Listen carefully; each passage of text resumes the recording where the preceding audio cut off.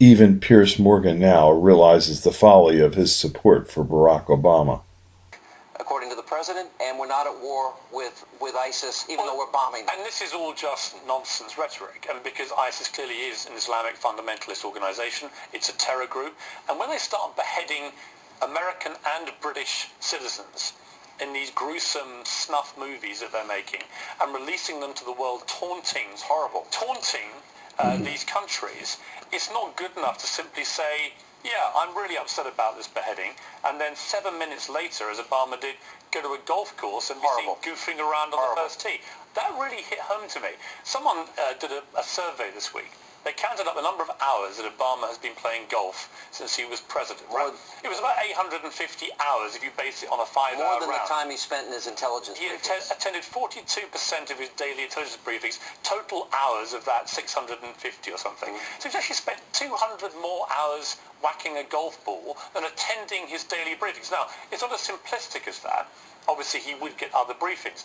But it sent such terrible imagery to me. Horrible. And I basically have always been reasonably supportive of it. What the hell is it doing to groups like ISIS and others intent on causing America and Britain serious harm? I don't think it seems an attitude to me of lethargy and complacency. I don't think he understands the nature of the enemy. And I think it's evil in our time. And otherwise, no human being with a conscience or soul could do that.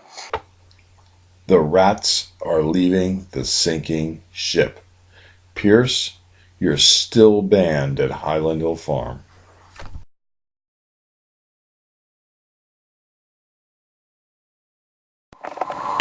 Mystery illnesses such as enterovirus 68 are rapidly emerging in towns and military bases housing undocumented immigrants. The CDC has outbreak specialists in places who are currently attempting to identify whether the causative agent is bacterial or viral. These illnesses are now appearing in communities near where the government is housing scores of illegal immigrants in detention centers. Sending your children to schools where illegal, undocumented immigrants are now being schooled can expose your children to scores of infectious agents. What can you do? Good hand washing, covering your cough, and not sending your child to schools can help prevent infection. In other words, homeschooling is a preventive option as there's no antiviral medicine for enterovirus 68 and no vaccine. Subsequently, avoiding exposure and washing hands is your children's only defense. Clearly, Obama is by overloading the government with financial demands and healthcare problems that cannot be met. This will collapse our society by creating chaos. Involve your family in activities that do not involve contact with those who may be infected. Outdoor activities such as gardening and landscape projects can be an alternative to contact sports, which easily transmit diseases.